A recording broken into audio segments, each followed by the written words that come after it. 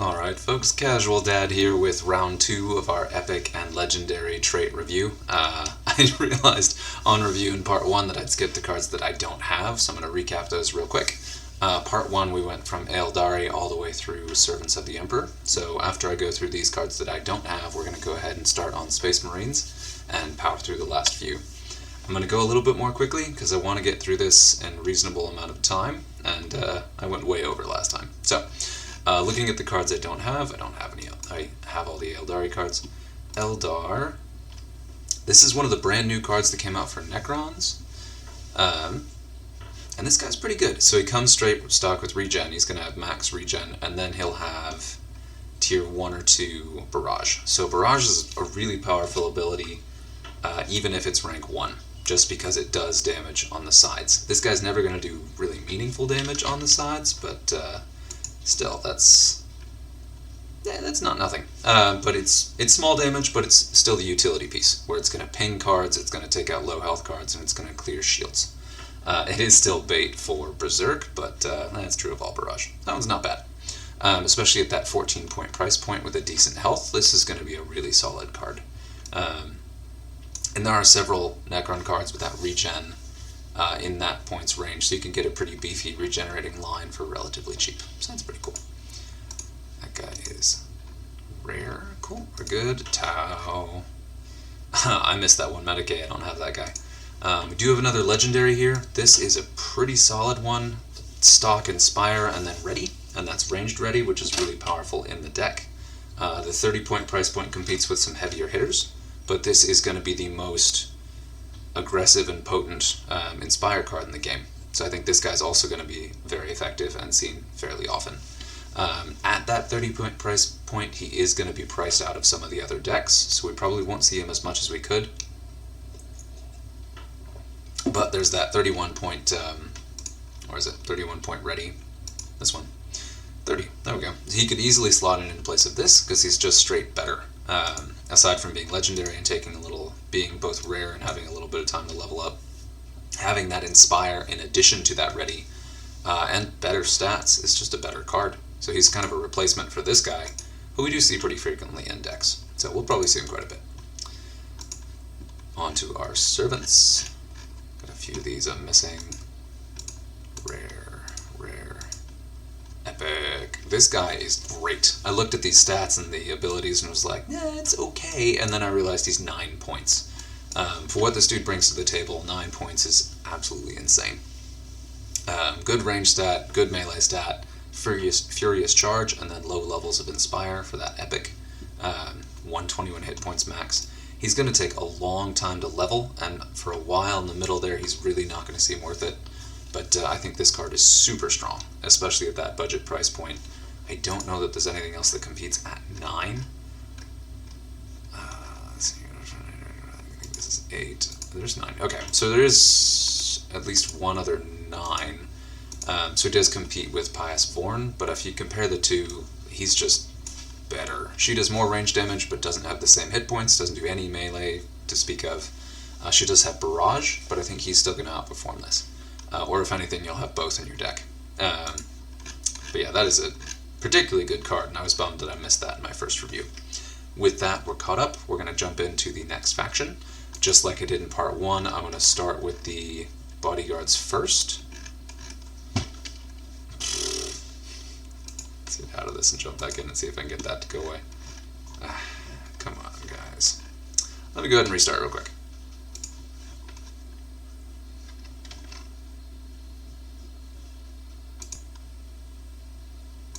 Alright, so we are back. Sorry about that little hiccup. I've seen that occasionally on mobile where you can't scroll down below that bottom row, but that's my first time seeing it on computer. Oh well, good times. So let's, actually I think most of these, yeah, so all of these cards that I don't have are going to be on the list, so we'll just start at the bottom. Bjorn, I just missed him in one of the top 6 a couple missions back, and I'm a little bit bummed because he seems like just a cool card, but I mean, he's got max regen, max Inspire, which is really good. Crazy amounts of hit points. Very powerful card, but also 70 cost. It's hard to see what this guy's going to really go with, unless you go really hard on Space Wolves in the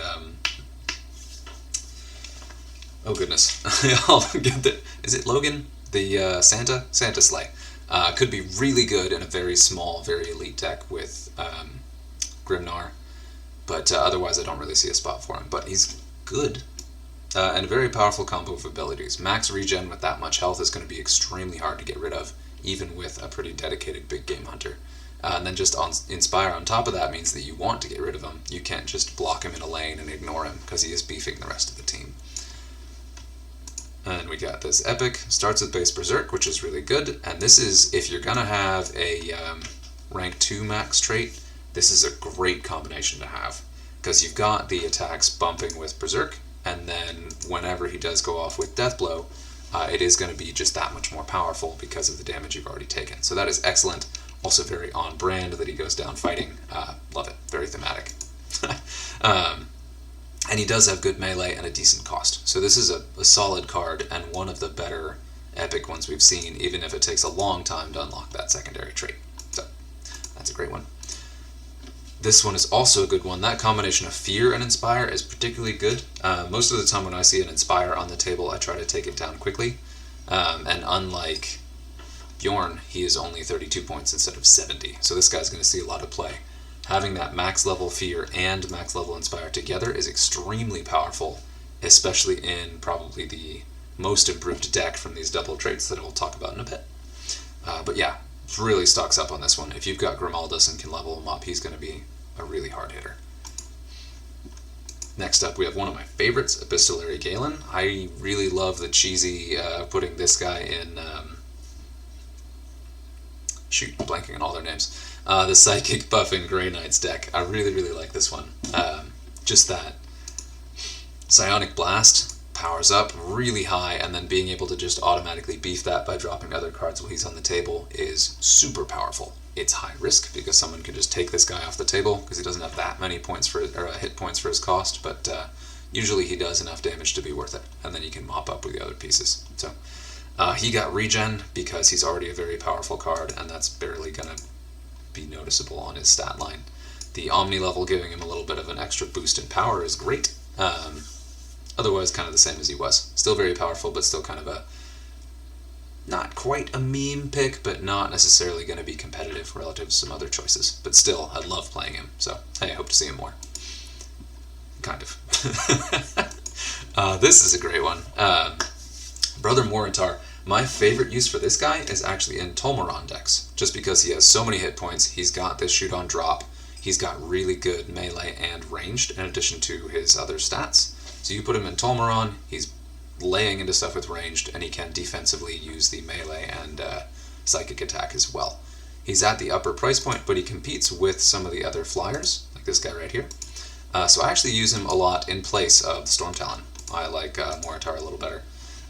He doesn't have quite as much ranged punch right out of the gate, but his flexibility and durability really make up for that. And the slight discount helps too.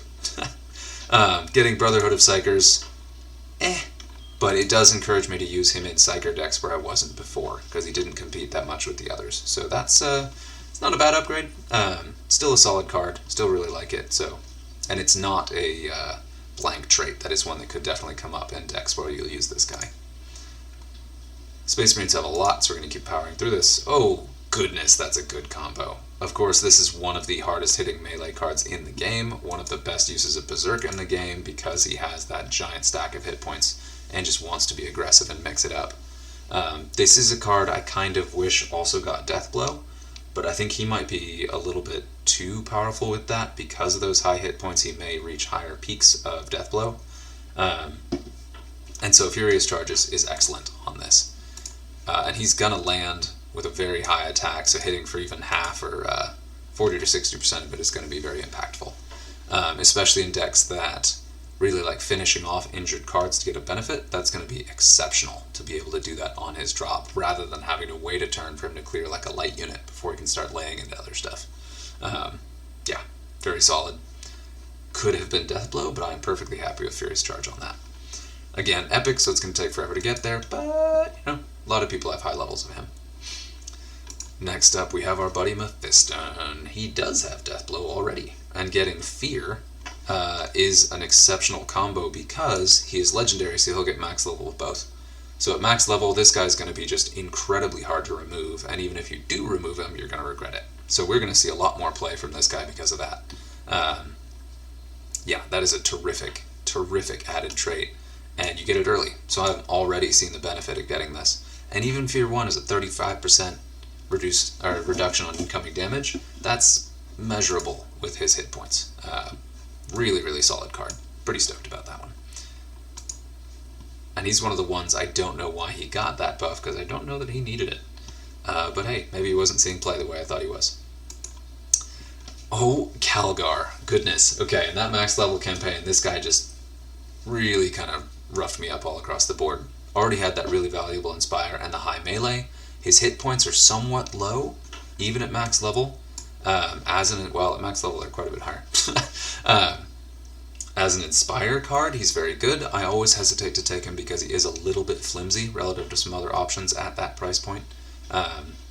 But Furious Charge really helps there, helps him clear out or soften up some threats when you play him, which is excellent, and really helps kind of bump his utility. That was a great add.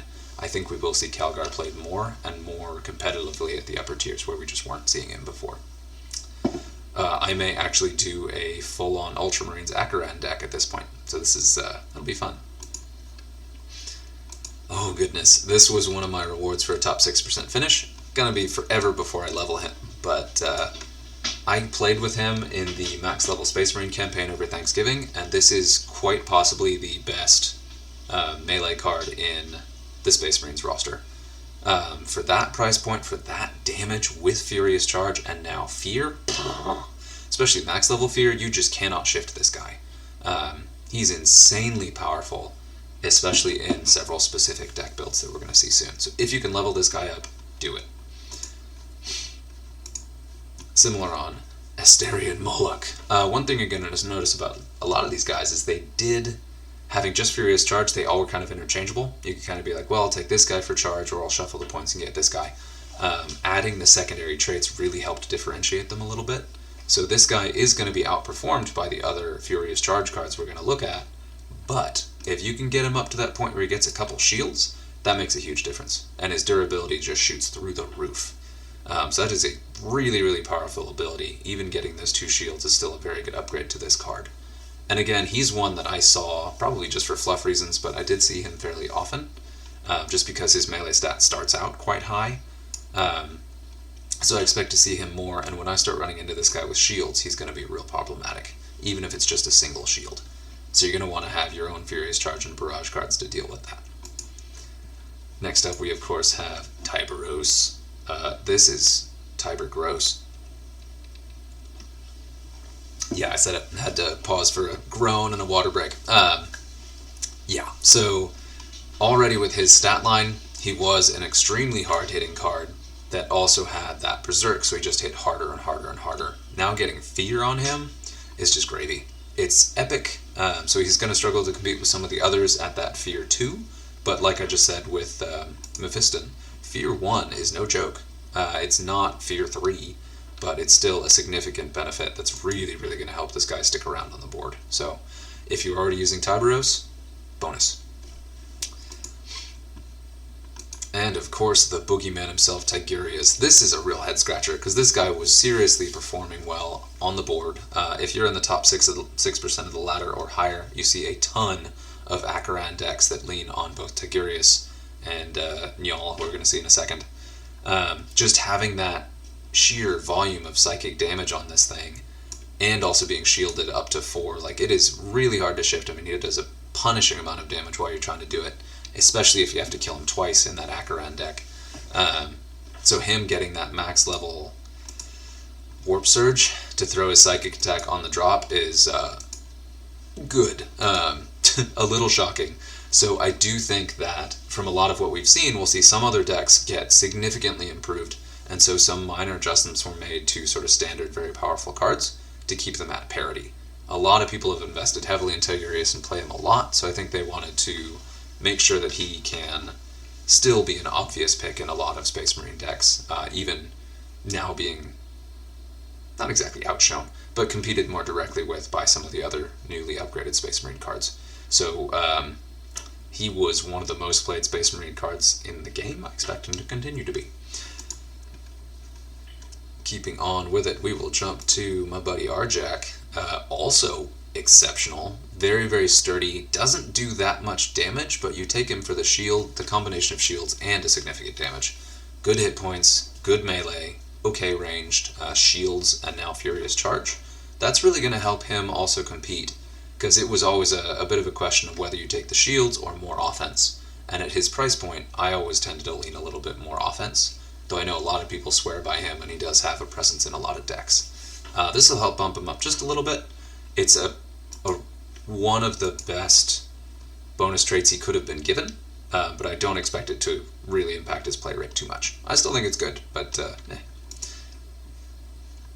Then Y'all himself already had Psionic Blast, which is very scary. Doesn't have a ton of hit points, but it's enough. Still has that really beefy melee attack, and now has Inspire, which does make him a little bit more of a utility piece for the whole board. So usually when I see Y'all, I'll try to bring him down quickly, or I will just chew through the bodyguards that are with him if they're easier, and deal with him when I can.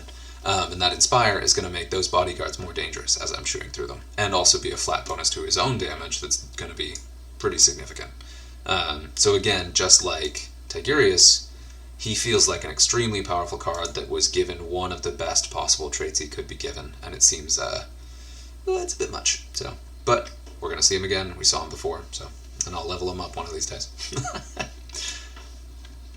We're chewing through this. We're almost clear on Space Marines. They're going to be the biggest one. Ragnar.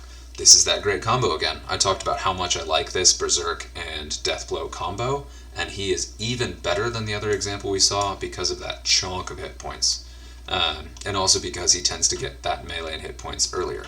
So, really great combo. Cool to see that. Again, very thematic that he's one of the folks that would go down fighting and just lay into the enemy team when he goes down. So this is fantastic. And a great combo with several other decks that we'd see. So again, he's one I saw fairly often. I expect to continue to see him as well in those melee decks. We've got Castellan Crow. This is a bit of a side grade. This doesn't fundamentally change him. Castellan did see a fair amount of play because he's a Psychic Inspire. He may be competed more directly with by Njal now. There's less reason to take him and Njal. But it still is quite good. At that reduced price point, being thematically a Grey Knight and having the ranged attack as well, he's got a lot of things to kind of recommend him over Njal in specific decks.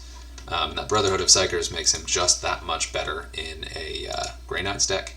So that pure Grey Knights deck is seeing some significant buffs for some of these cards. So it's pretty cool to see that. I always liked that, but it always struggled to compete with some of the other Space Marine decks. So I'm seeing a big theme that's being encouraged, which is exciting. I'll be running Voltus more often. Alright, Belial, Master of the Deathwing. This is a huge improvement. I've taken this guy at times because he's one of the ones I leveled up early and had that Inspire that I like to use well. You can see I've sort of flagged a little bit of leveling him up because I don't get the drops as much as I want to. But the addition of shields on this guy, on a legendary to where he can get max shields, is just crazy good. Because he's still got that high melee stat, he's got the Inspire.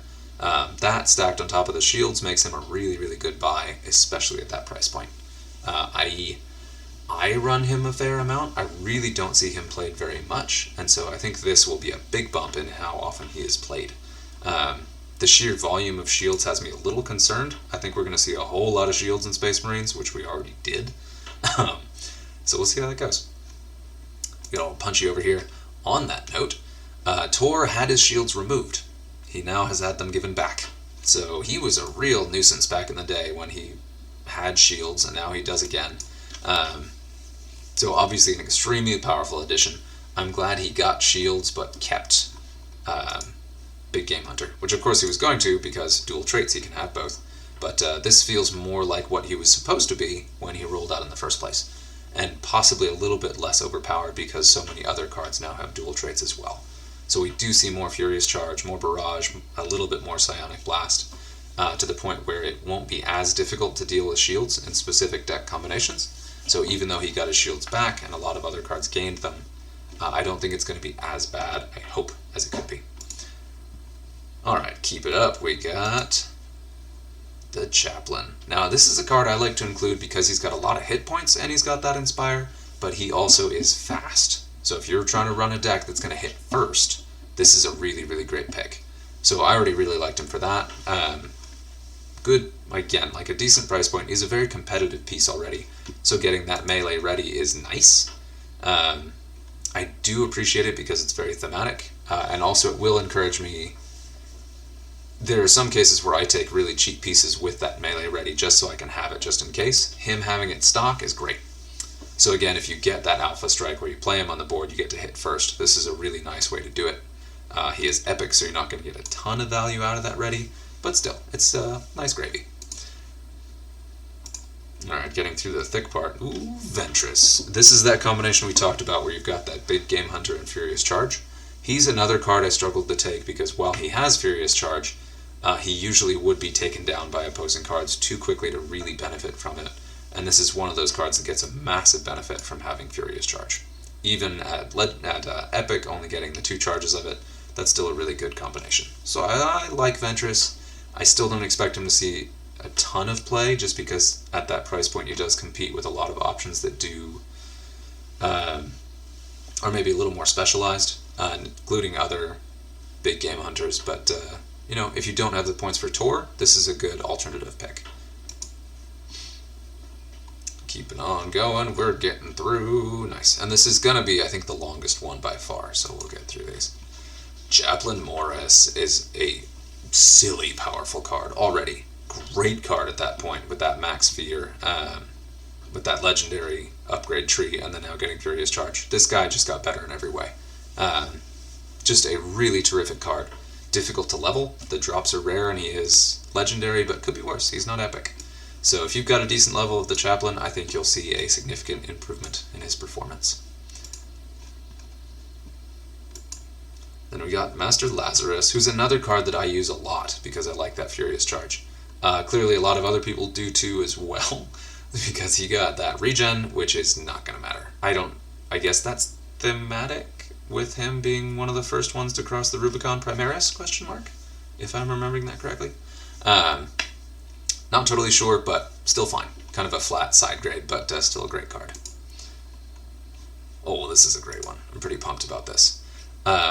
So he had his outflank, which is always kind of a trait, but he's always had great stats at a decent price point at a good hit points. So I've always liked including Shrike in my lists, and getting that melee target acquired that includes a little range damage is excellent. Target acquired is one of those weird ones that was added to a few of these legendaries to make them more utility pieces. I really like it on this guy. In the decks where you want Shrike, you usually want to pack them with other cards that are hard hitting, so you don't want to hard hitting and flexible. They can do both ranged and melee. So you don't want to sacrifice that for one of the other, either only ranged or only melee target acquired cards. So this is really nice to get that utility without having to kind of shuffle things around to get in one of those lesser cards. Really happy about this ad. This is a great one. He's going to be a super powerful piece, especially if you have him higher than, level 4.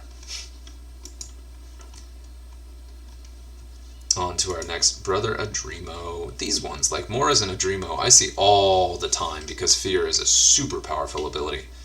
Getting that Fear and Furious Charge is excellent. He's going to really benefit from melee Space Marine decks that need a budget piece that can stick around, because that Fear does make him much more durable on the table, or on the board, pardon. And then having Furious Charge in there is just a perk. That's great. I love it. Another case where we got a side grade. This guy already had that up to max level regen. Super powerful. I see him a lot because of the price point, the hitting power, and that regen. Getting Furious Charge is just gravy. It's good gravy, but it's just gravy. Remus is one you do see. Because of his price point, I see him a lot less often than I see the cheaper Inspire Marine. So getting him that secondary trait really helps him compete in that space, and that it's shields shows that the designers think so too, because that is one of the most powerful traits he could have gotten as a secondary trait. So still on the higher side for an Inspire, and if you're gonna spring for him, I would look at one of those more expensive options to get that better Inspire. But if you're looking at the 25 point range, he is excellent, and those shields at higher levels are really going to help him perform. Almost done here. Oof. just like this is the old Dark Angel's chaplain. Yeah, max level fear. See this guy played all the time, so him getting target acquired is again just gravy. Like that's a really good add. Very powerful utility ability, even at that rank 1 or 2, it still makes a big difference. So I am pretty excited to see that. He's one of the most improved kind of all melee fear cards in the faction, and there are a lot of those, so that's saying something. We're almost done here. This guy, you see him, and also got that melee target acquired, so you're going to see Space Marines just flinging that target acquired all over the place. You can, just in those 3, those would easily slot together, Shrike, Khan, and the Interrogator Chaplain all together, and that's a lot of targeted removal, so it's going to be really hard to hide cards from these guys, which is pretty thematic for Space Marines, that they're targeted surgical strike. They will hit the bad thing and get rid of it for the glory of the Emperor. So, great combo. Again, epic, but if you're going to have a trait where you only get 1 rank of it, there are few that could be better than target acquired. And that basically clears that. Oof, we made it. If you're still with me, great job. We're going to talk about the warlords, then we're going to look at the other factions. Tolmaron is an easy choice, has the distinction of being the cheapest of the Space Marine warlords. He gained Inspire, which, whatever, that's kind of what his ability does all game anyway. Usually when you see Tolmaron, he still has some beefy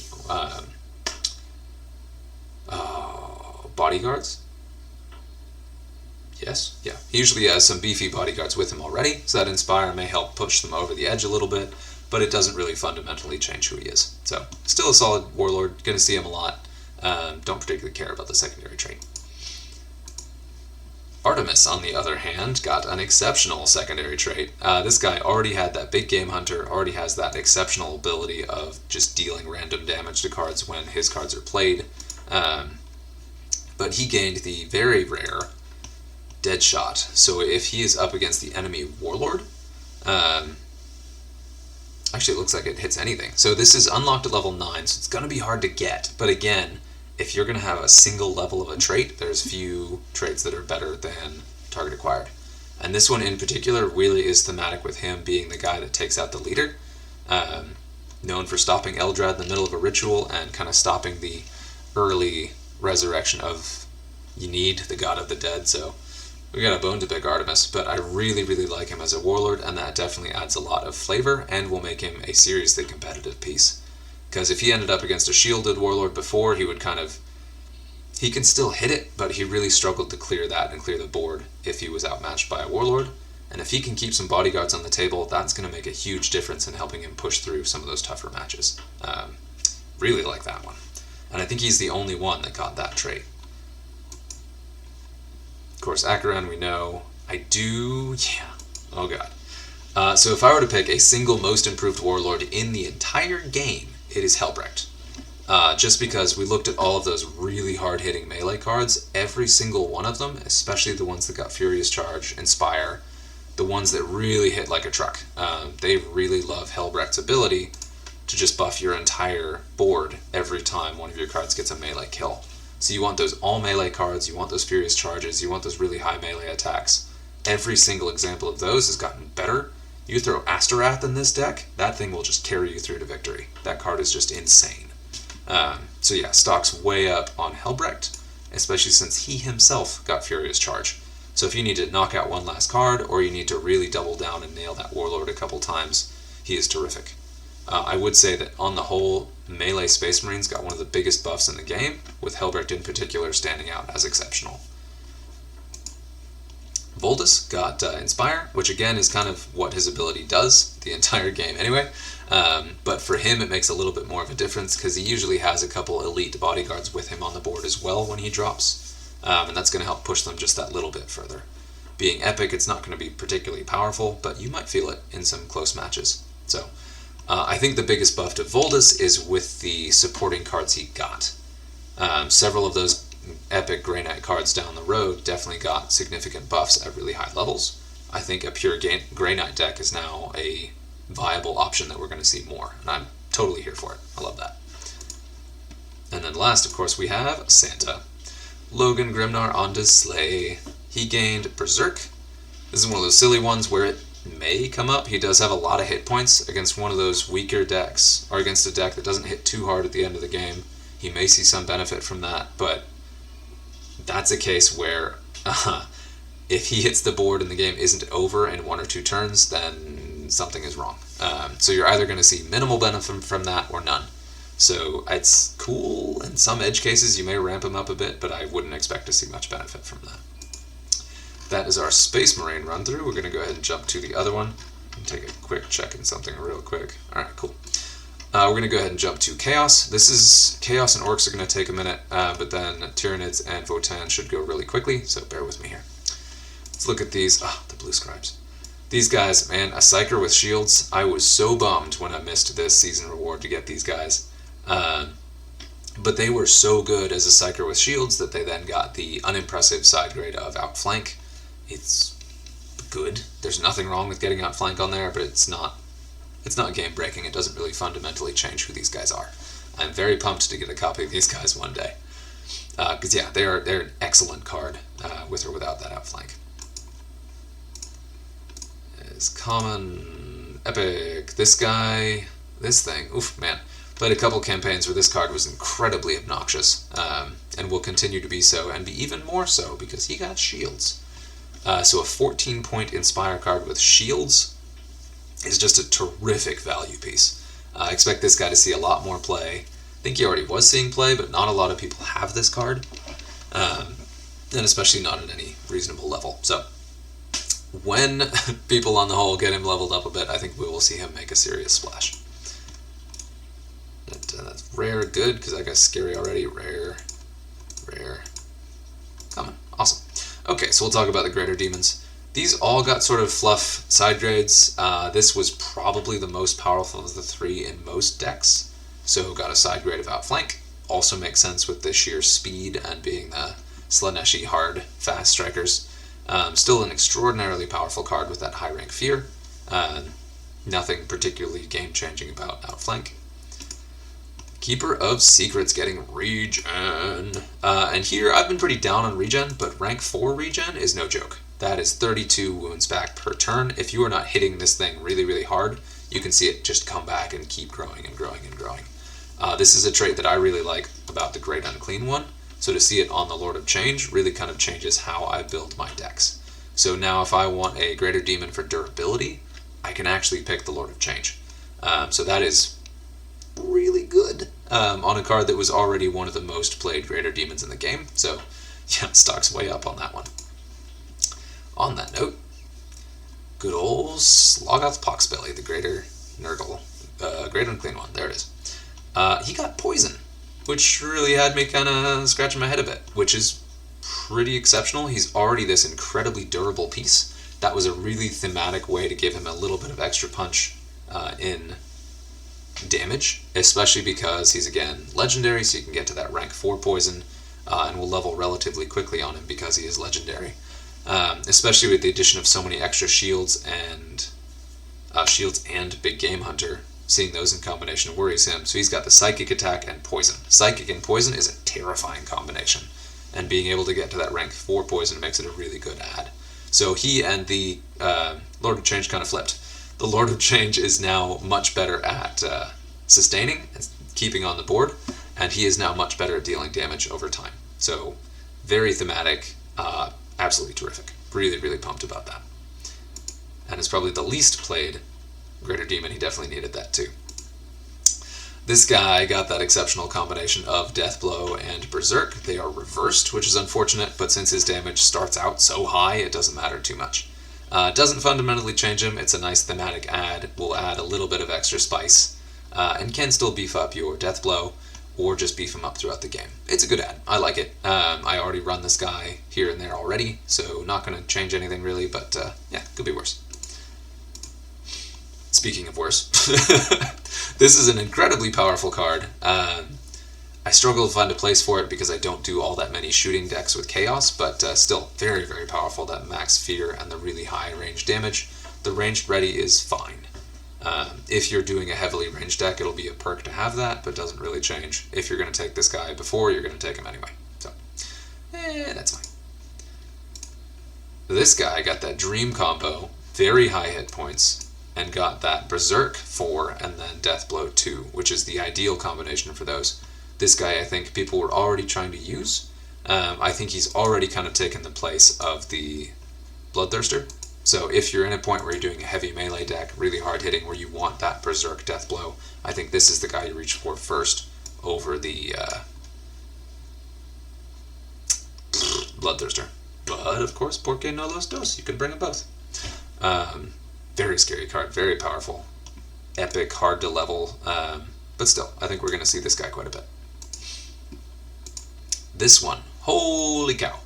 This already at high level, so at middling and low level, it's got all the attack stats, so they're not terribly exceptional, but I mean, you look at that top level line with that Maximum Inspire and that Furious Charge in some of the deck combinations you can do, this is an extremely powerful card. At 57, it's a tough price point. You lose out a lot in those matchups with all those new big game hunters, but still, this is a card to seriously consider once you get some levels in there. And Furious Charge is one of the best possible traits this could have gotten. So, this is a great one. Very happy to see that. I got to use that a fair bit in the... Sorry, got something in my eye.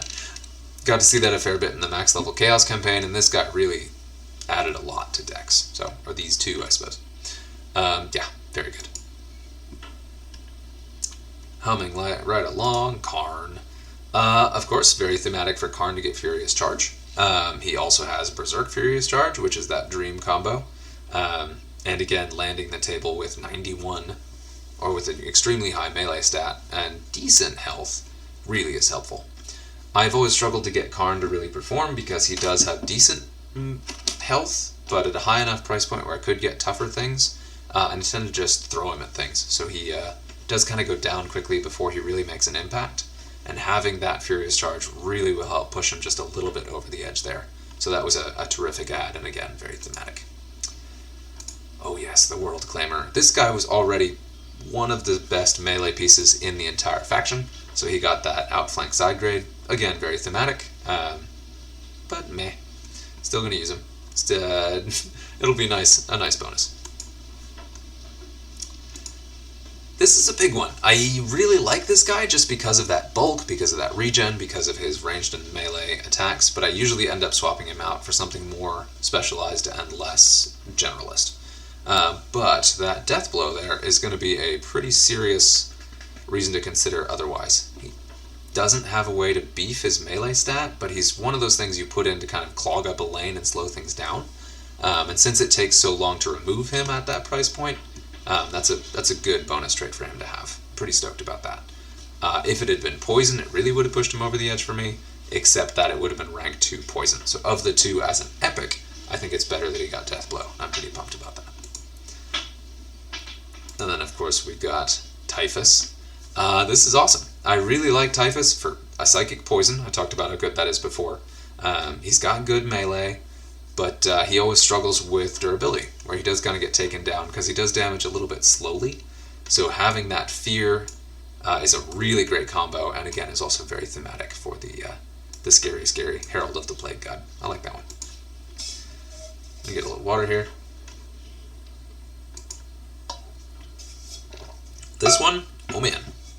I talked about this before, I think in the opposite combination, but getting Barrage, or he had Barrage. Barrage is a really powerful ability. Having Barrage with the attack on landing is really good. You want to clear 2 shields in a turn, you want to clear an entire board of shields, you want to knock out some Akaran cards that are down to that 5 HP. That is fantastic. Yeah, stock's way up on this guy. I do see him finding his way into those range decks I do make. I still need to level him up. I only just got that trait level 3. But that's a super powerful combination of abilities. Really like to see that. Yeah, oof, man. That is good. And of course, old Fabulous here. Now, Fabius Bile was this incredible healer already. He's expensive at that 31 price point, but had the good both ranged and melee attack stats to back it up. Great combo. Throwing on poison that can go up to max level poison. He was already this incredibly obnoxious piece that you just couldn't remove, and now he's got poison. So even if you gum him up with shields or something with a lot of hit points or fear, he will now really do significant damage to that over time. So that is stock's way up on that. If you didn't already have Bile in all of your decks, I would recommend putting him in now. That is terrific. And again, being legendary, he will hit that level 4 and he will level it up fairly quickly. So yeah, that is excited about that. Going through Zentep. This was always a tricky one for me because I like the Inspire, I like the Psyker at this price point, but he did struggle to compete on damage with the other Psychic cards you could include. So I usually ended up doing a slightly cheaper or even a little bit more expensive Psyker in his place. So I think Brotherhood of Psychers was or Psychic Link, excuse me, was the perfect ad to give him to really kind of bump him on that scale. It takes a while to unlock because that epic level 9. But still, I think once you're at higher levels, that's really going to make him a competitive piece in those Psychic decks. My buddy here, this is a bummer. This is one of the most efficient point for stat cards in the entire game. I really like including this guy in pretty much everything just because he's kind of just all-around good, which is probably exactly why he got regen, rank 2, as this poor sad trait. It's, again, not nothing. It could help him sustain at points where he was getting a little bit lower or against weaker opponents, but he's still an excellent card, but I expect him to see the same level of play he was getting before. So this would maybe be a parity upgrade rather than an actual boost. Oh, this guy. This is a great one. Not a lot of people run this guy, but if you run a Skull Taker deck, this guy's melee, the cost to melee damage he's got, and that Furious Charge made him one of actually the best pieces in those decks. You could really land some sneaky hits with this guy, and he was very, very efficient. Getting Deathblow in there just makes him doubly so. So he was a powerful card before, like already worth taking. This definitely pumps him up even higher, to the point where I would have him be one of your first picks if you're making a Skull Taker melee deck. Of course, you have to get to a high level to get there, but even at low level, at that 25 price point with that Furious Charge, he really does make a difference. So he's a great one to consider. Oh, this is one of my favorites in Chaos. I can't believe they did this. So Furious Charge on Lucius. So great at clearing shields, great at finishing off wounded cards, and the best bonus, because I've only seen this once, because he is endless. When you kill one copy and the second copy pops up, it does trigger that Furious Charge again, which is so great. It's not a huge amount of damage, but for the utility of it, it's fun, it's funny. It is thematic, because he feels like a very slow, clunky card, which isn't in feeling with the lore. So that was a really great way to kind of make it feel more like Lucius the Master Duelist is getting in there and mixing it up. So, love it. Terrific card. I've always been a little bit on the fence about taking him versus something that hits a little bit harder, so that really does make a difference, kind of putting him back in my deck. So, yeah. Once I unlock that Furious Charge, pretty excited about that. And then we get a nice big jump to Azala. Try really hard not to look at this card because it's one of the most unsettling artwork pieces there, but we won't focus on that too much. Pretty standard, low price point, decent health. Inspire, still a good card to see a lot of play. Fear is a really excellent top trait to see on her. That's a significant boost. I still don't expect her to see a ton of play, but she's going to come up. Probably about the same amount she did before. So that's another kind of parity upgrade that didn't push her either stocks up or stocks down. Still good. Then we go, perfect. Okay. These warlords, so it's a little tricky thinking about this one, but I do think that on the whole, Chaos is possibly the least improved faction of all of them, but I would love to be proven wrong. Looking at the mask, that ability to strike first is really good. Getting that fear is also one of the best possible upgrades to get. I think considering how fragile the mask is, that possibly should have been shields. I don't know about that though. That may have been too good, not sure. But fear is good. It's a durability upgrade, which is what the mask needed, and it's a meaningful one as opposed to regen. So I think that that's a good upgrade. It's not going to make a huge impact though. You're still real squishy at that point. Ahriman. This is a really good one. So we got some of the buffs to the psychic cards that are already making up this deck, especially that Lord of Change, where I really struggle with staying power. So getting that high regen value is going to be awesome in these decks. And there were a couple other cards that could kind of impact that too. But the Lord of Change is the big one, and then also that Zantep, the Inspire one, at very high level may make a big difference. But with him, getting that Psychic Blast or Warp Surge, it completely fundamentally changes how he plays. Because it's always been, oh no, I dropped Ahriman, I have to wait a turn to actually do anything. But if you land that, you've got your Psychic boost, your Psychic link from having other Psychers on the board, which you probably will. And then you just have probably an Inspire card or even a little bit of a damage boost from somewhere. He will hit really hard. And that he's legendary and can get that maxed out Warp Surge. I hit for something like 500 damage in the max campaign when he dropped. It was full board of Psychers with Inspire. He dropped down, did his max level Warp Surge, and then also attacked because it was my turn. And it was just this insane volume of firepower. So he is a great piece. So pretty excited to see that because the decks always performed fairly well, but the Warlord always fell a little bit short of the other options. So that was a big upgrade, and I think it needed one. On the opposite side of that, Skulltaker, I consider quite possibly the best of the Chaos decks. He's my favorite go-to. Really, really like him. He's probably not the best. He is my favorite, and I've been most successful with him personally, but the others are also very competitive in their way. But him getting Berserk, a max Berserk 2, this is a card who should not be in the board long enough to take that many hits. Either he kills something quickly, or he dies. So you're going to get practically zero benefit out of that Berserk, which to me is kind of validation that he was performing well already and didn't need an extra buff. So, but still, I mean, he's got it. Whatever. Maybe you get in a game where it makes the difference. And then we have Abaddon. Abaddon? I don't really know. He's got his classic Furious Charge with his really high-hitting melee attack that does that auto boost, and then he doubles down on that with that Inspire that can be max level. It's one of those things where he is a very powerful Warlord that I struggle to get to work, because even as hard as he hits in melee, his ability only triggers once he's on the board. So you want to play him early, but then he's very vulnerable. It's this whole balance thing. I've never really performed well with him. But I do see him come up, and I would like to see him do better. Inspire is fine. It's better on him than the other options because he has such high base stats, and it stacks on top of his attack bonuses. So he's going to end up being an extremely hard-hitting Warlord, pretty much exactly the way he was before, but that may be just the little extra damage boost he needed to push him over the edge. So we'll see. We'll see. A little bit neutral on that, but it might be better than it looks on paper. There's our Chaos rundown. We're going to go ahead and jump to Orcs and keep on cruising. Oh boy, I have a lot of upgrades on this one. It's going to be a little shorter, so we'll power on through. Start with this guy. That dream combination of Precision Shot and Barrage, especially on such a hard-hitting ranged card, is exceptional, and it's legendary.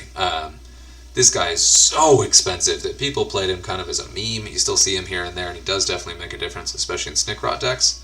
This is going to push him way over the ledge. You're going to see him all the time, and he's going to be a really hard-hitting piece.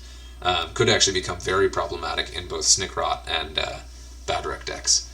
But yeah, that is a massive improvement. A dream combo of traits. Goldaka, it's fine. He's one of those cards that people do tend to try to bring down, and they'll put something big and scary in front of him to try to wear him down without dying first. So the Big Game Hunter, while somewhat small and situational, is still not a bad add. It's kind of evidence that he's a card they worried about being overpowered because he's such a big beefcake with shields. So they gave him a light upgrade without making him just totally overpowered. I do appreciate that it is Big Game Hunter instead of Berserk, because Berserk would kind of be the natural choice here, but there are already a lot of Berserk Orc cards, and being shielded, he wouldn't benefit from Berserk until after his shields came down, so you kind of lose a lot of that actual ramp time because he has shields. So it was a good choice, but meh. We'll see how much of a difference it makes. I really like this guy as a mainstay in my Wartsnaga decks. Otherwise, I don't really use him much at all. This guy, I want to love this card so much, and I do really, really like, there's the other Psyker that has Berserk already. I really love the combination of Berserk on a Psychic card. Cracks me up, love it. I've wanted to find a place for this card since I got it, and even at this level, it's not super competitive. You just don't know what to put it in, but I'm pretty excited to try it and keep leveling it up, and one of these days it's going to be the mainstay of my favorite deck. We'll see. That'll happen. But yeah, Berserk 4 is a Being legendary Berserk is an excellent upgrade to have, especially on something this beefy. And it helps kind of mitigate the fact that his melee attack is low to start. So I want to level that up a little bit, and then I want to try him in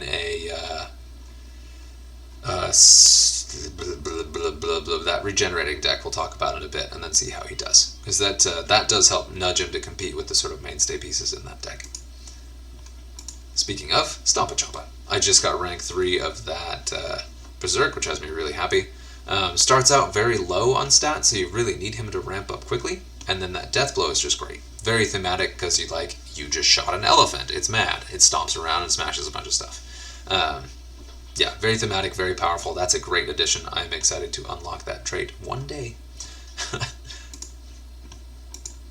This one. Ooh, God, he's a powerful card. He already had that ready, which in a Zagstruck deck would mean that when he plays, he attacks at full melee. Now he's also got Furious Charge, which I did confirm.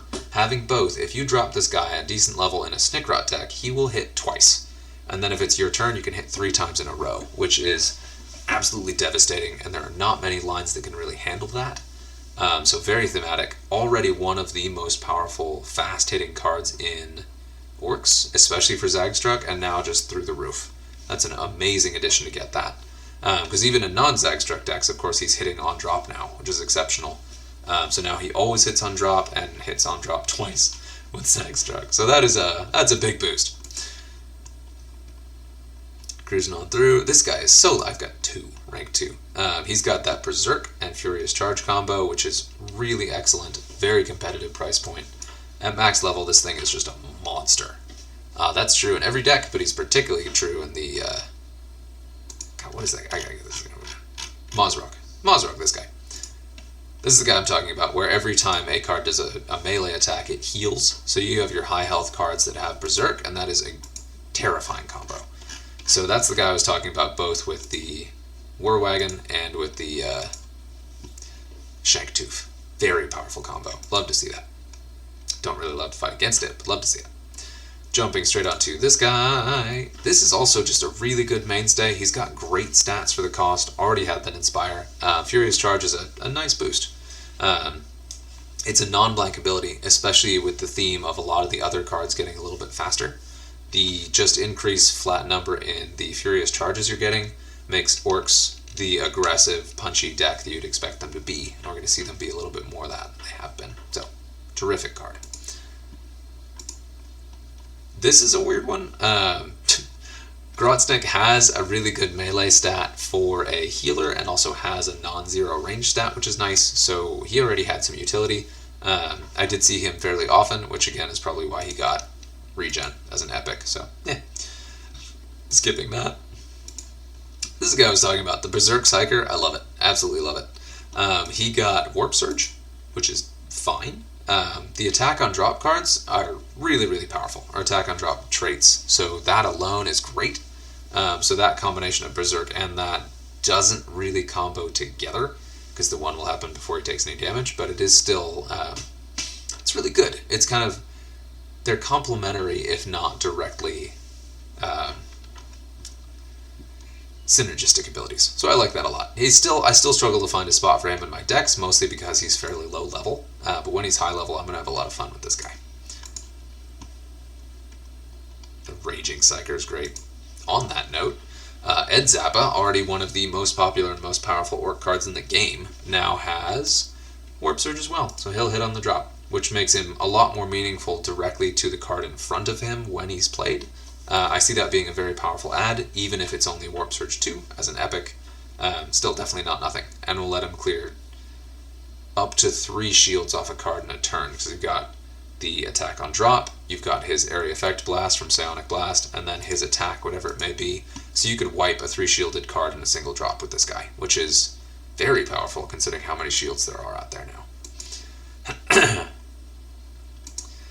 Ye Old Git Stompa. This guy is... I missed that, so I meant to look at this guy before. I was wondering if there was a taunt card with Berserk, and of course it's him. That is the perfect combination for him. At 19 points, I want to level him aggressively, because I'd like to see him used more, but his stats start out pretty low even with that Berserk, so he doesn't really find a way into a lot of my decks. Taunt like target acquired, it's the reverse target acquired, is one of those traits that is valuable and affecting at range 1, or excuse me, at level 1. So this is great to see. I'm very excited to see that combination on a card, and especially that it's him is perfect. So yeah, stock's way up on him.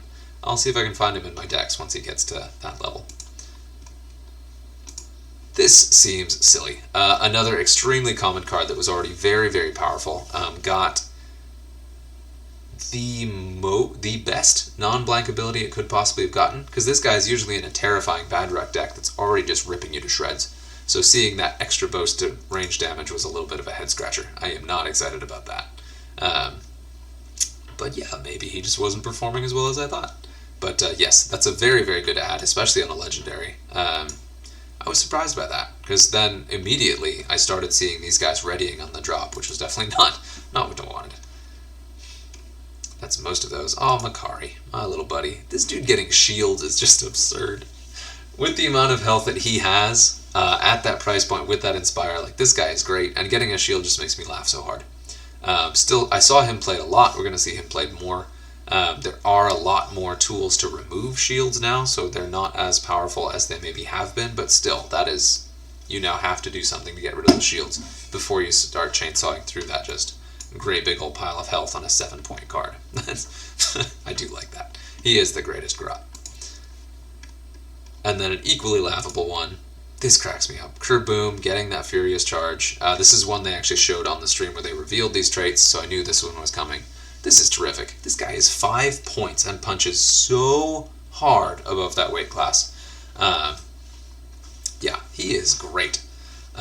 Also, one of those cards that has potential to remove 3 shields in a turn with hit on drop, attack, dies in return, explodes, takes out that shield, and does some damage to the cards adjacent.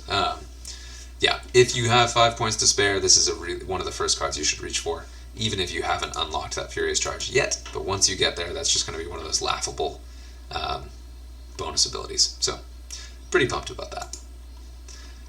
On to the Warlords. I talked about Wartsnaga. This one is a funny one. Just to talk about this real quick. If a friendly orc card with a cost of 10 or less dies, it gives a permanent boost to the attack traits of all of your other cards, including the ones in your deck. Maximum of 5. So I usually include 2 endless and 1 single cheap card, and then as few really beefy shielded cards as I can, just so you get the most bonus out of it with the most consistency. You know that your draws are going to include a 3-point card quickly. A 10 or less cost card quickly, so you can get the benefit before you play your power pieces. So, interesting. I think stocks are mixed on him. It was not a whole lot of cheap cards that really got buffed, and the expensive ones that I was using are not the ones that really got the big bonuses. I talked about the one great big tank, so that's a thing, but I think we're kind of neutral on him. I don't think he's gone up or down, and he wasn't one of the most competitive warlords already. So I still hope to see more of him, but he still needs a little work. I mentioned Snickrot with that really, really powerful expensive card at the bottom. Him getting Furious Charge is terrific, because he is often in ranged decks, so you don't want to have him... He doesn't really get to attack much early on until he's dealing that finishing blow. And having that little extra bit of damage is really nice, especially so he can get that nice little edge over any shielded enemy warlords, so that he can't just be totally gummed up by shields indefinitely. So that's a really, really good ability for him. Badruck got the same ready ability as our buddy Makari in the little tank party. This guy, I do not like Badruck. I don't like facing Badruck. I don't love him at all. So the fact that he got that ranged ready to hit even harder is unfortunate. It is a really powerful upgrade to give him. He just got better. So that's a thing. I will expect to struggle more against those decks a little bit now, even with some of the more powerful upgrades. So, but great upgrade. I think he is better than he was, if only slightly. But some of his bodyguards did get improved. Not that many. Those Taunt and Inspire cards that Makari and actually both copies of Makari really got a nice bump that'll be really helpful for him, and the other stuff is going to be kind of gravy. It is a funny thing thinking about it now that it really is the melee cards that got the biggest boosts. Really don't see that much bonus on the ranged cards, so I hadn't really thought of that. So in that way, Badrook is actually kind of a little bit less powerful than he was, but not by much.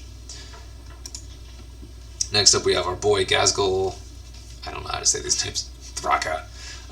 Extremely powerful, very much like Abaddon. He's one of my favorite cards. I really like his ability, and also because he beefs while he's in your deck has made me be much more successful with him. So you have a nice punchy, hard-hitting deck. I've gotten significantly higher ranked with him than I have with Abaddon. And that combination of Furious Charge and Inspire really combos well with his ability and makes him just truly terrifying when he lands on the board. And he's got just a chunky bunch of hit points that really help him kind of, I would refer to him as a brawler, where he's a warlord you'd expect to actually fight a couple rounds with an opposing warlord, rather than one who either kills or dies. So yeah, he can take a punch back, which is very thematic and I really like it. So, pretty pumped about that. I don't think it's going to push him over the edge, but it is definitely a decent, powerful upgrade. Then we have my personal favorite of all time. Mazrog Scragbad is just this insanely powerful warlord, even with me at level 6 with barely leveling his traits. He just has so many hit points to chunk through, and is just a dream warlord for Berserk, because every melee attack heals the card that attacks. So you got your really big Berserk cards just pumping and healing all game. Extremely powerful. And the addition of Furious Charge just plays perfectly into his abilities, doing that flat damage out of the gate, and then also healing himself on drop.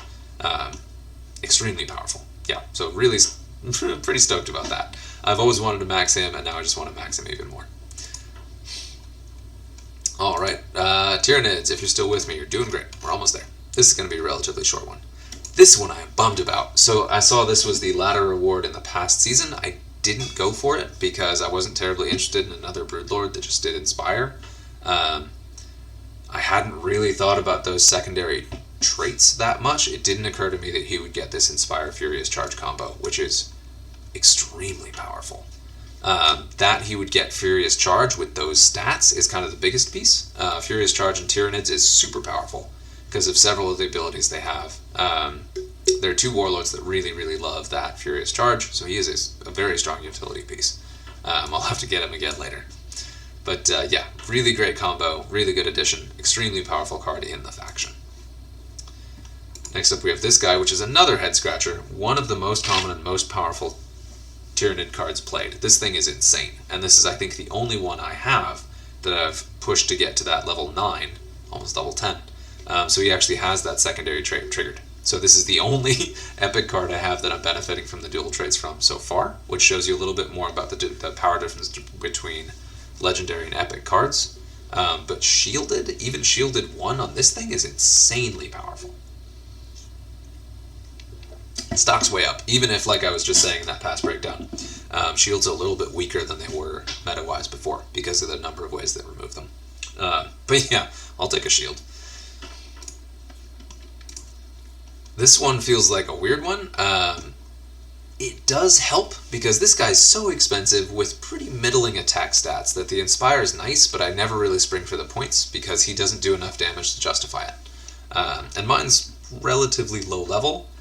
The addition of Berserk really helps make up for that kind of middling damage and will help him kind of beef up and get quite a bit more aggressive, which is what you need from him. This is great. I'm really stoked about this.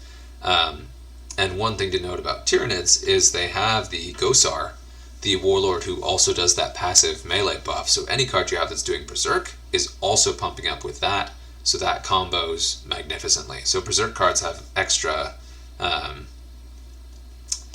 I would say they're extra valuable in a Tyranid game, or a Tyranid deck. Oh, I love this one. Old One-Eye.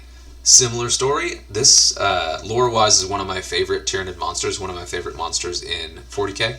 This is a whole, wandering monstrosity that keeps getting abandoned on ice worlds and then picked up by Imperial Exploradors and then wrecking everything and then dying again.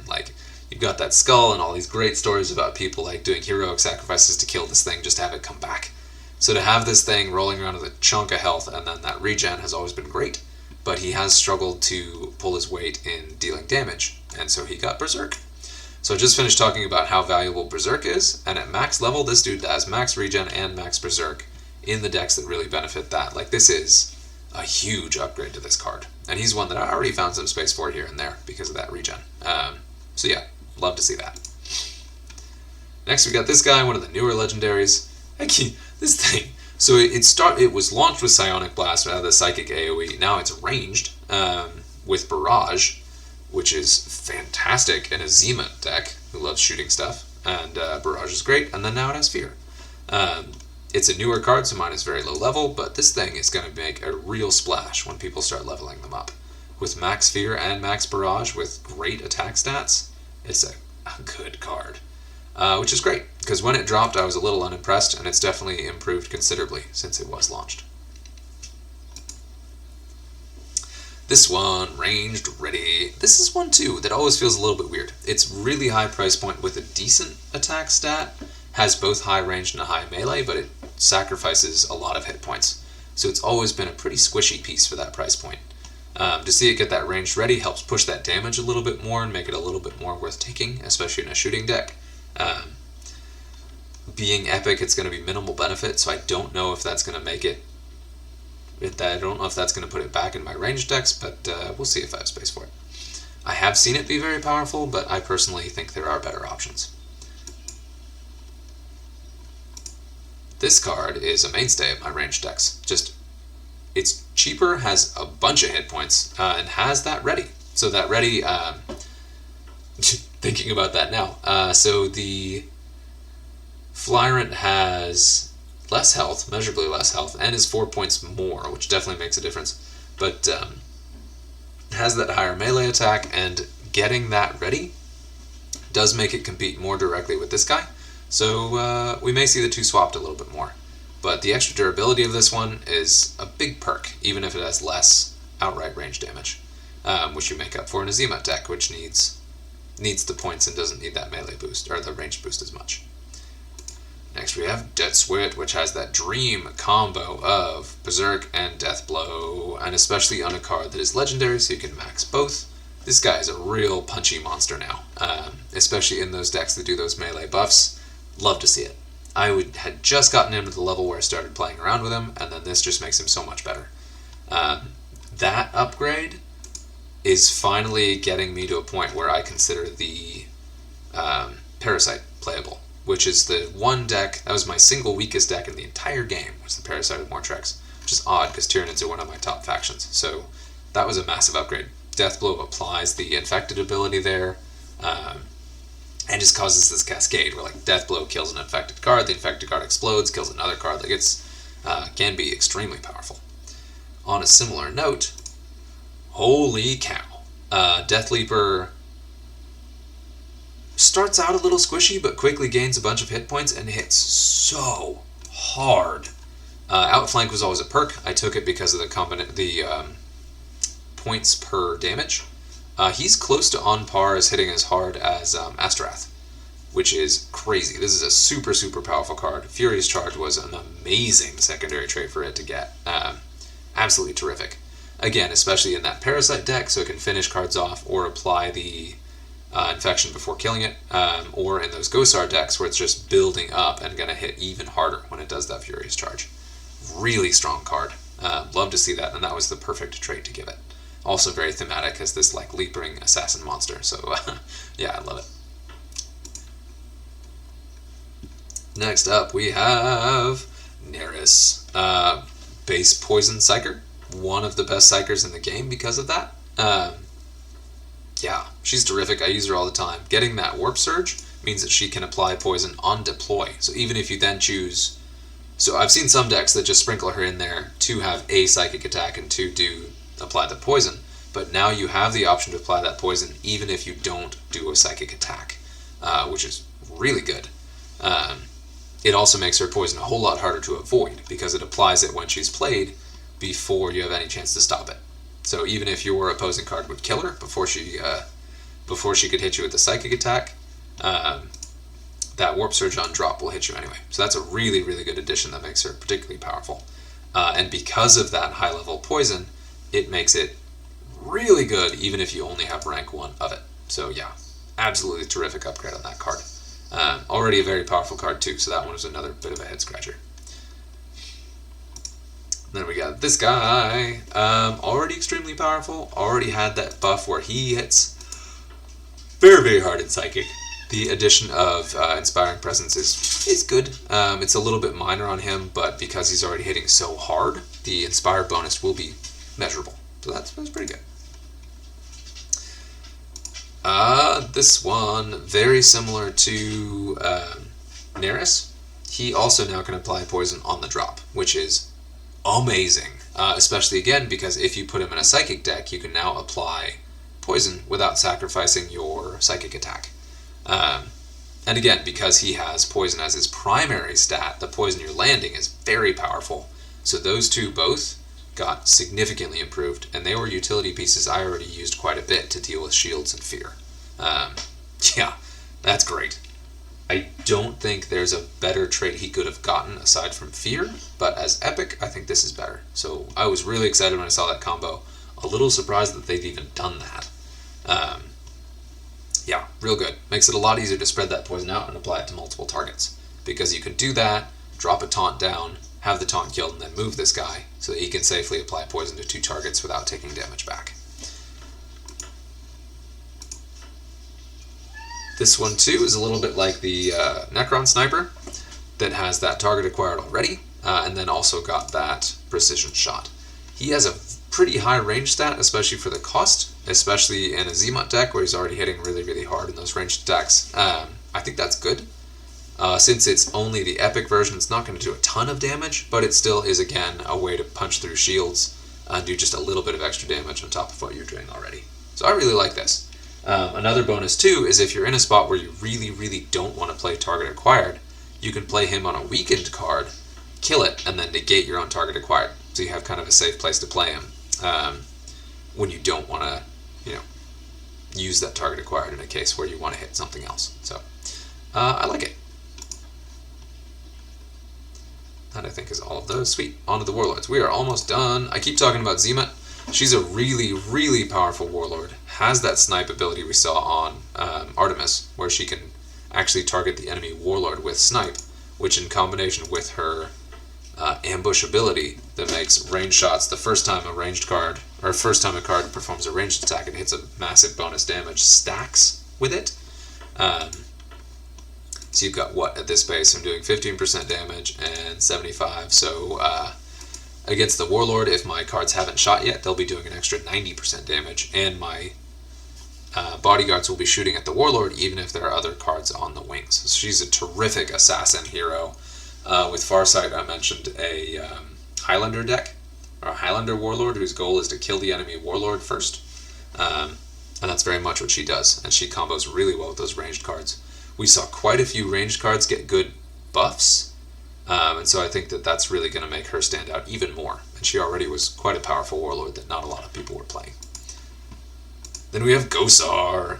Most of the most improved cards we looked at are really heavy hitting melee hitters, and so he's just stocks way up. Especially some of the tougher, more durable cards saw damage buffs, which is really nice. So you can sprinkle some of those in there to kind of take more punches without sacrificing the offensive punch as well. So that's a really, really nice combo there. Him also gaining that outflank is fine.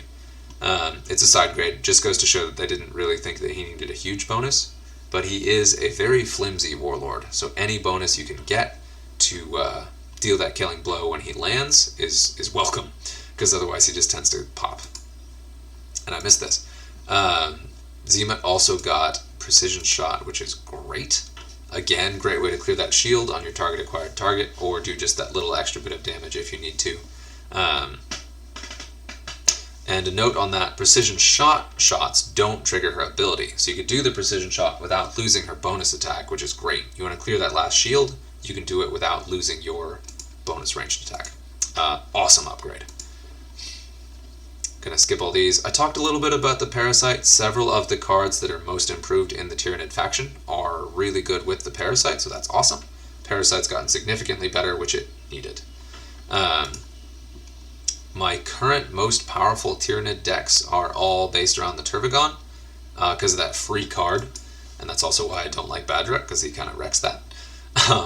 Several of those ranged cards that got heavily improved fit really nicely into a Tervagon deck, because mine are usually themed around shooting, so that's really good to see. Flyrant got a bit of a debuff not too long ago. I don't remember what it was. It's not a bad warlord, but I've struggled to get it to perform.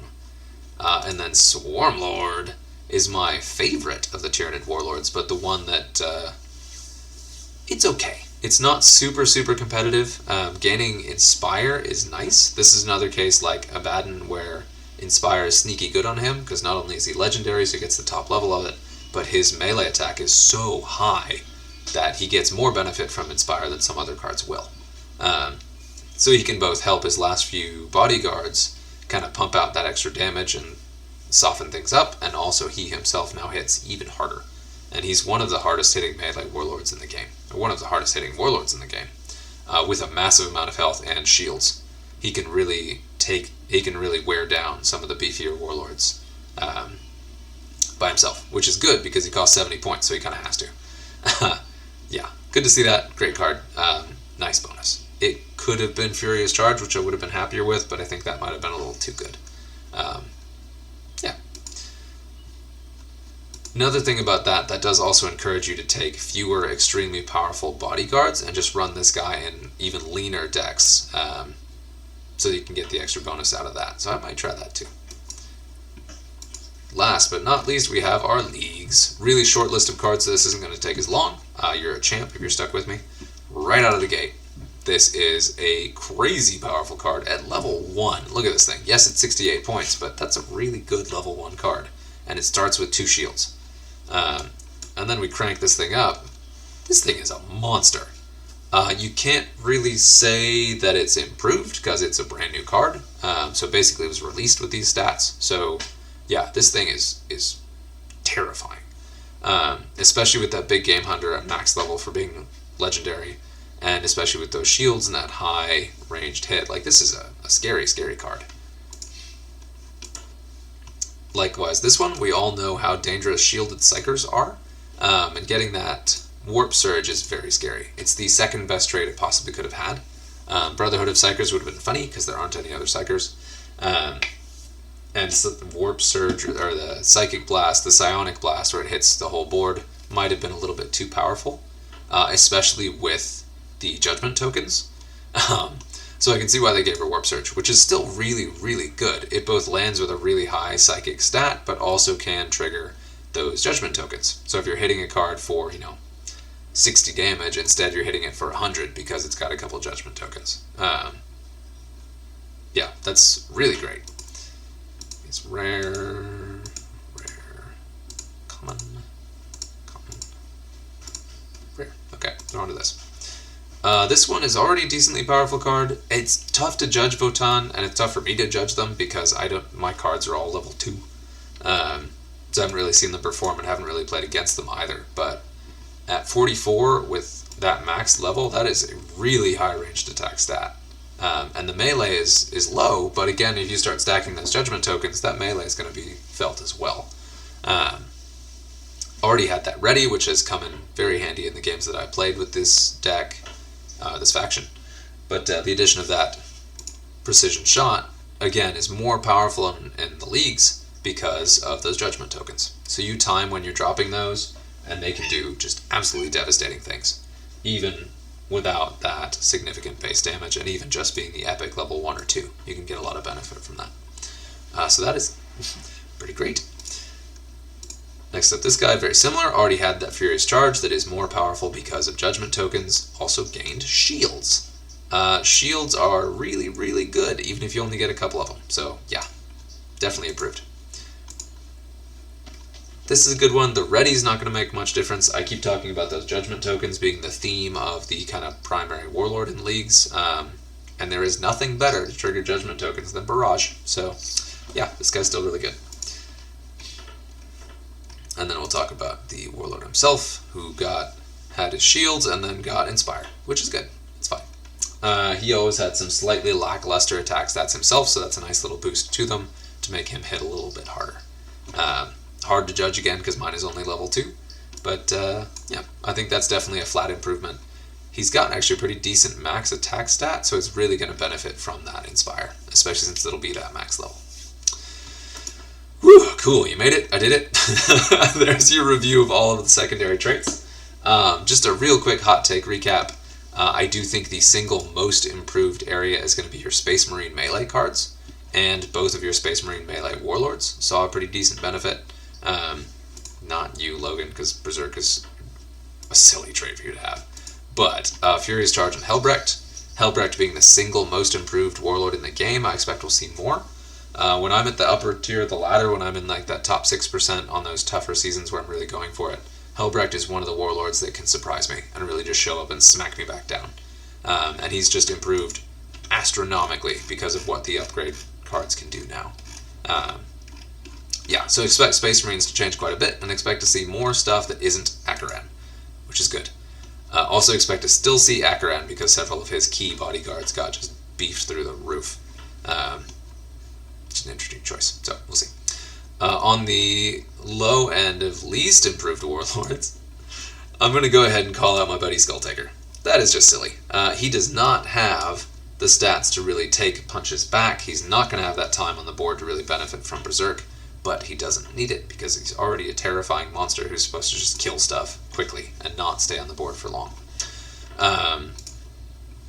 Some of the ones I'm really excited to see, Lilith got just a massive buff in her bodyguards. The way that they can attack on drop. Just now, some of the ones that I was including already gained that ability, and so now her deck is just supercharged like crazy.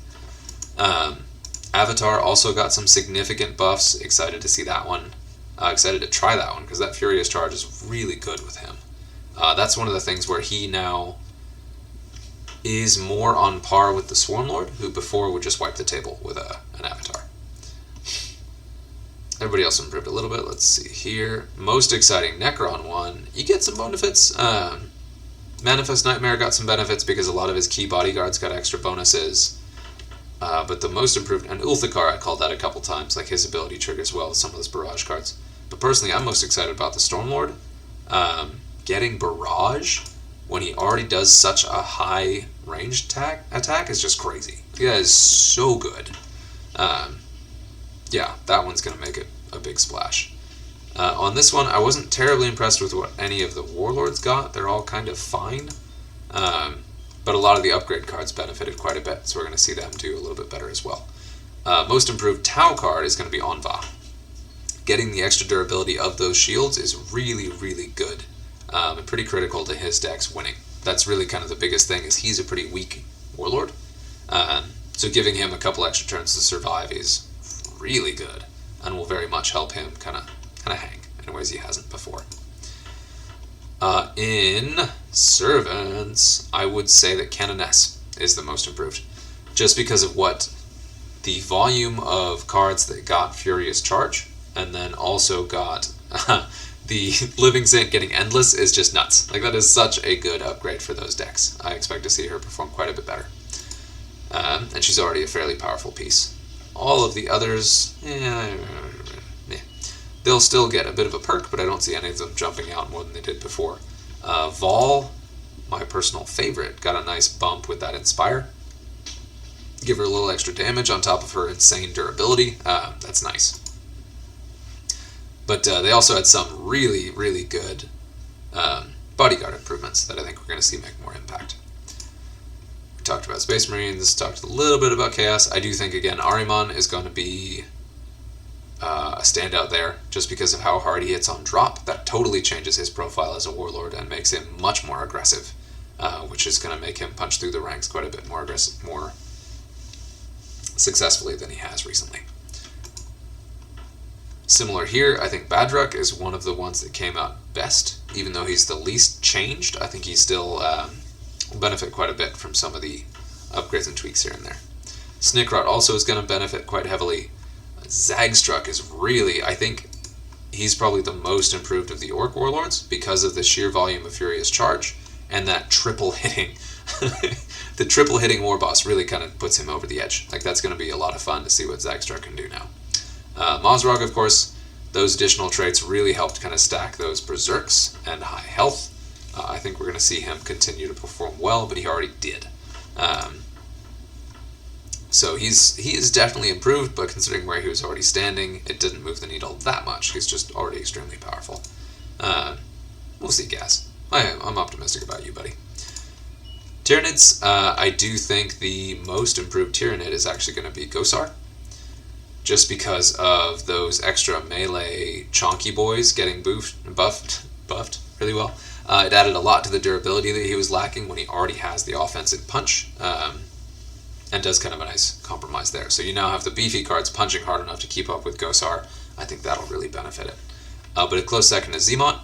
Some of those cards that are the ranged attackers did such a big bonus that I think we'll see her, again, punch through a little bit more. And we'll see what the Swarmlord does. And then, of course, Leagues. Most and least improved Warlord, Uthar. But apparently we're getting another one, so we'll see more about that soon. Appreciate you sticking with me. I know it's been a long video, but yeah, hope you enjoy it, hope it's helpful, and please do pick fights in the chat if you want to tell me what I got completely wrong. And have a good one.